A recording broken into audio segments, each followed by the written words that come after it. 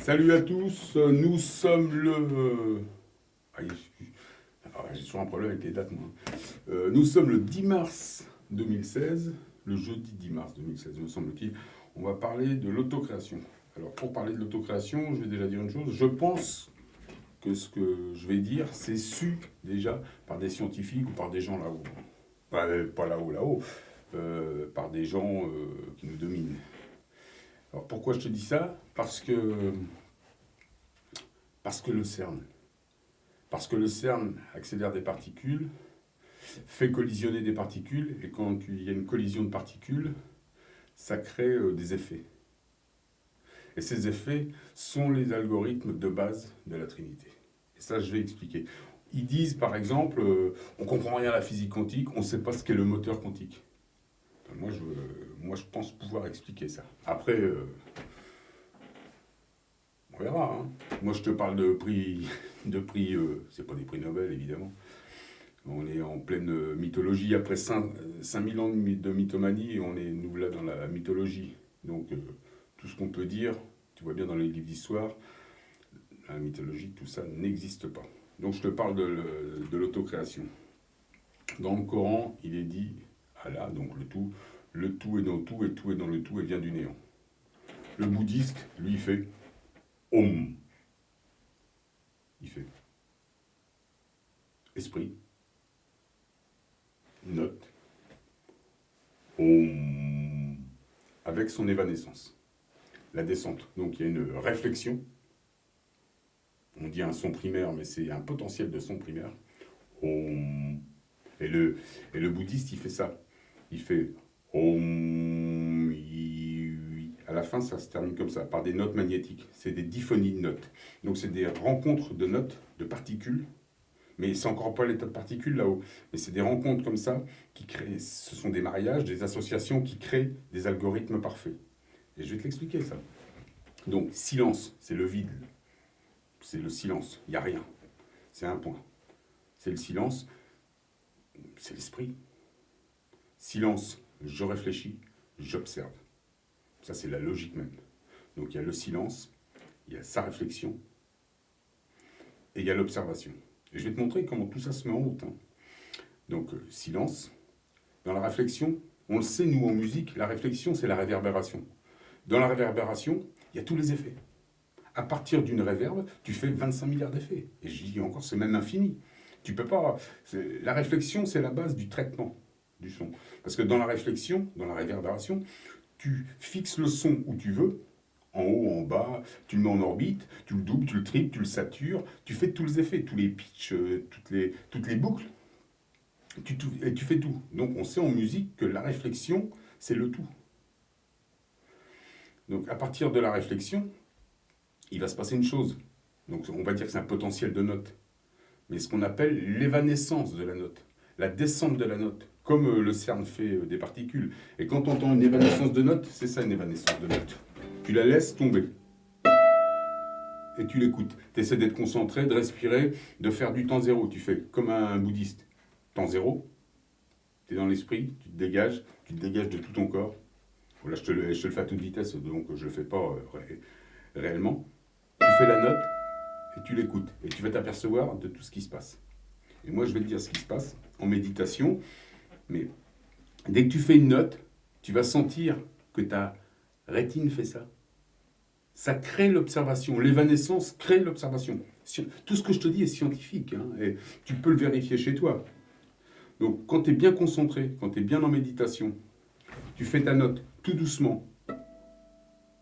Par exemple, une harmonique. Tu vas bien sentir que le son s'enfuit, c'est ça l'évanescence. C'est le son qui s'enfuit.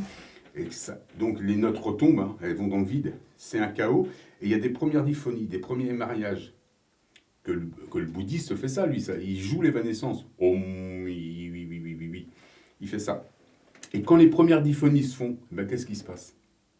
Et ça, tu le vois en méditation. Personne ne pourra me dire le contraire. Tu peux me mettre des capteurs sur la tête.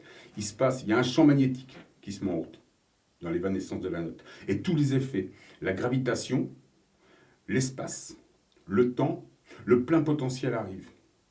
Il se passe ça pendant l'évanescence. Ils le savent, puisqu'ils font le CERN À partir de collision, il crée... c'est à l'état de particules, mais à partir de collision, et là-haut, c'est de l'émanence, c'est de l'invisible. La Trinité, elle est invisible, c'est de l'émanence, avec du potentiel. Donc c'est du potentiel émanant. C'est qu'une fois qu'elle sera en route, juste une fois qu'elle sera en route, que tout se met en route. Et toi, tu vois bien ton observation, tu es là, et là, tu es extrasens.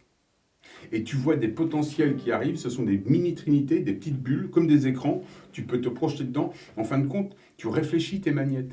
Tu es l'extrasens, tu réfléchis tes magnétes.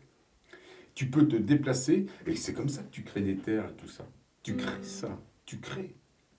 Tu crées par la pensée, t'es là-haut, on va dire, c'est un espèce de... On est dans le 8, on est dans le temps zéro. Et plus tu vas descendre en densité, do, ré, mi, fa, sol, la, si. Donc si, c'est la Terre. Le do, bon, en imaginant. Mais ça doit être à l'envers, ça doit être plus tu descends, plus c'est grave, plutôt.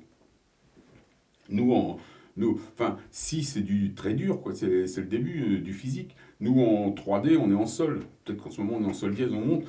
Notre 5D, c'est la cinquième densité, c'est un mi.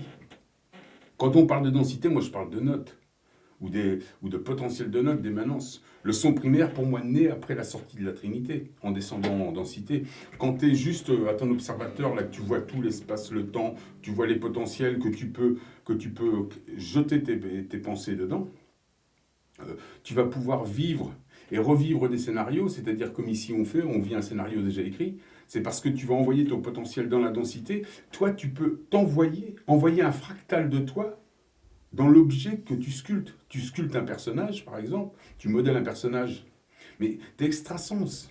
Tu penses, quand tu es vraiment concentré, tu penses même pas à ce qui se passe sur Terre. Tu es là, il y a juste ça qui marche. Et là, tu vois tout. Tu vois tout. Tu peux te projeter dans la magnète, et qu'est-ce que tu vois dans la magnète? Tu te décales à 180. Tu vois ton système. Tu vois ce que tu es, tu vois ta trinité. Bon, peut-être avec la connaissance du moment, mais moi, la Trinité, c'est un système géodésique, comme je la vois, à 144 réflecteurs, 77 de nuit, 77 de jour. Il y a un pour notre double, quoi, tu vois. Et l'observateur, il est là. Et c'est un système géodésique, mais au départ, quand la Trinité se met en route, tout se met en route, je te dis, par cette disphonie de notes, ça c'est pas... Bon, aucun scientifique pourra me dire le contraire. Et pourtant, ce sont des notes, ce sont même pas encore des notes, ce sont des émanences, des effets invisibles.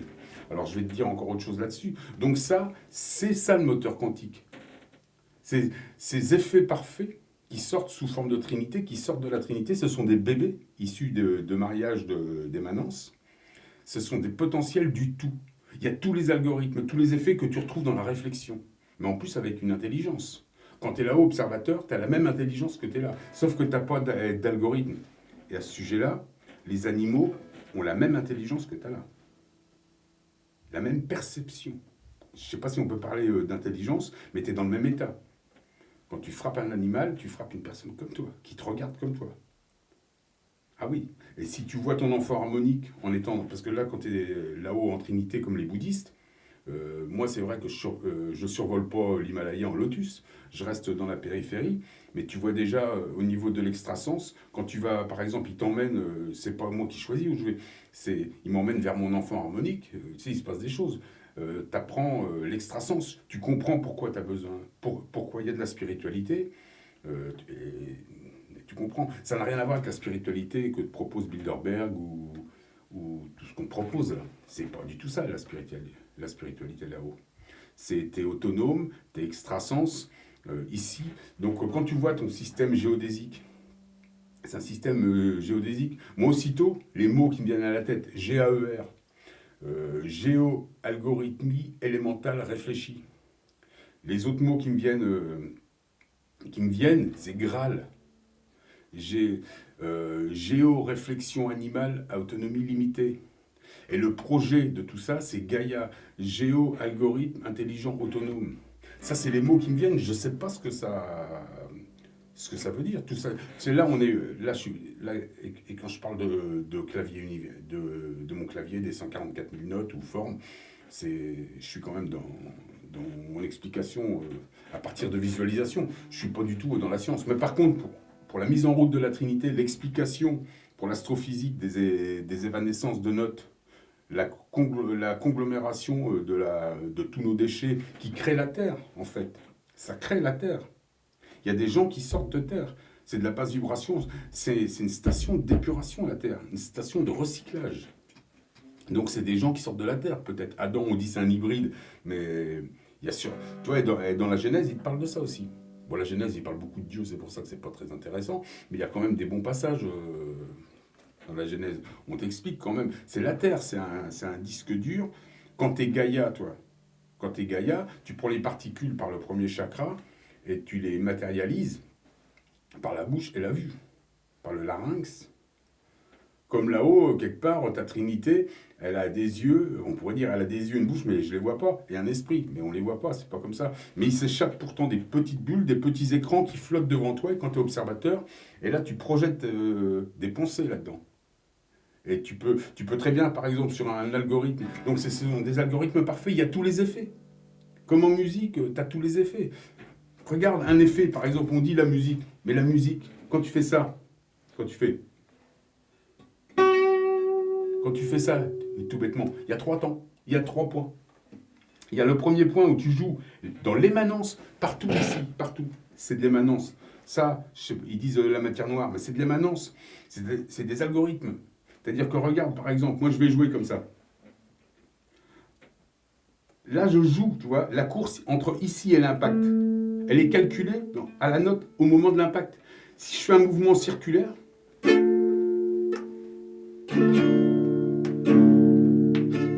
si tu fais des mouvements comme ça, tu ressens dans l'effet de la note un truc que tu as joué ici. Tu l'as joué dans l'air. Par exemple, quand tu joues l'amplitude, si l'impact, il est là, l'impact.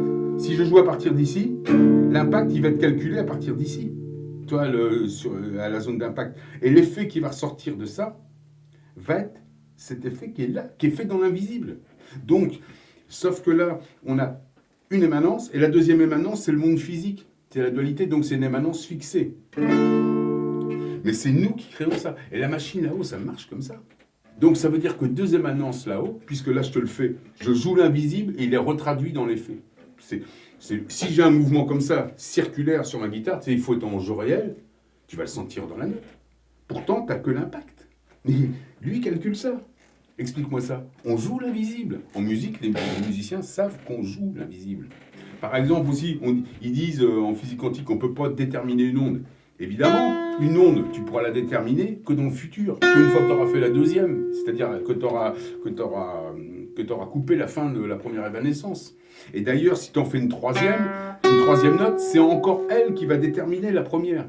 Donc évidemment, quand Heisenberg disait qu'on ne peut pas déterminer une onde, il y a des trucs de non-probabilité, d'incertitude, mais ouais, évidemment. Et en plus, les boucles, les trinités, les mini-potentiels algorithmiques, trinitaires, on va dire, c'est des mini-trinités autonomes qui s'échappent de ton truc lors des évanescences, de ta propre trinité. Ce sont des choses, bon déjà, ce sont des choses parfaites, mais autonomes. Toi, tu vas les descendre en densité, tu t'amuses comme ça sur ton clavier. Tu vois bien, t'as des densités. Quand tu es dans l'état observateur, tu vois tout ça. Donc, la physique quantique, ils sont là. C'est le tout algorithme. L'autre, il cherche. Mais non, en musique, on te le prouve. Mais on ne prouve pas que ça. On ne prouve pas que ça en musique. De toute façon, moi, je te l'ai déjà dit, les musiciens, on joue la Trinité, nous. On la joue, on ne peut pas dire mieux, on la joue. On joue sans arrêt des temps zéro, on joue sans arrêt des effets là-dedans, dans l'air. Donc, évidemment, nous, on joue l'invisible, on comprend l'invisible puisqu'on le joue. Donc voilà, l'invisible existe. Et là-haut, quand tu as 2 émanences, donc qui ne sont encore pas à l'état de particules parce qu'elles ne sont encore pas descendues en densité, c'est 2 mondes invisibles qui se touchent et qui créent un super algorithme. Une trinité algorithme, l'harmonique parfaite, l'harmonique ultime. Et ça te sert de potentiel. Donc toi, tu te plonges dedans, tu as tous les potentiels. Tu n'as même pas à réfléchir s'il manque un 1 ou un 2, tu as tout. Tu peux tout faire. Et tu vois bien, la pensée, t'envoies n'importe quoi. Mais ouais, t'envoies n'importe quoi, tu fabriques n'importe quoi. Enfin, quelque chose d'intéressant. Enfin voilà, donc la physique quantique, c'est ça le moteur. Ce sont des potentiels algorithmiques. C'est tout à fait ça. Voilà ce que je voulais dire. Je vais faire un petit morceau pour finir. Je sais pas quoi.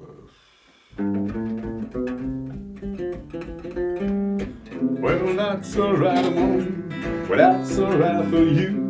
But that's alright, Mom. Just any way you do, that's alright. Well, that's alright. Well, that's alright now, Mama. Any way you do.